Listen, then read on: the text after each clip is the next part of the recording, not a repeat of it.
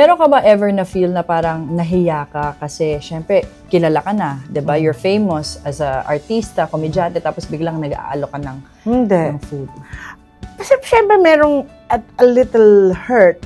Why am I doing this? Natanong ko yung sarili ko.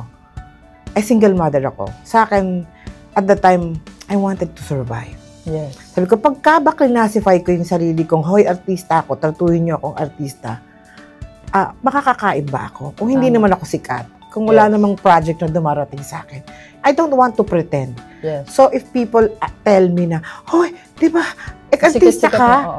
Ikaw si ba't ka nagtitinda? Sabi ko, masama bang magtinda? Yung training ng mga magulang ko sa akin, kahit sa Tondo, Manila, ako lumaki. Para sa mga gulang ko, anumang maliit, huwag mong ikakahiya. Basta importante, nagsisimula ka ng maayos at wala kang inaapakang mga tao. Ang ganda. Diba? Huwag kang mahiya. Totoo. May mga times, to be honest, Isabel, na talagang, na I feel down. Kasi people look up to you. Ay, nagtitinda ka na lang. Or na-hurt yung ego mo. Of course, yes. Diba? Kasi parang, ay, ano ba yan? Artista tapos nag-aalo. Oo. Bakit andyan ka pa? Bakit nagtitinda ka pa rin? Yeah. Alam mo, yun rin, minsan our culture may ganun, diba?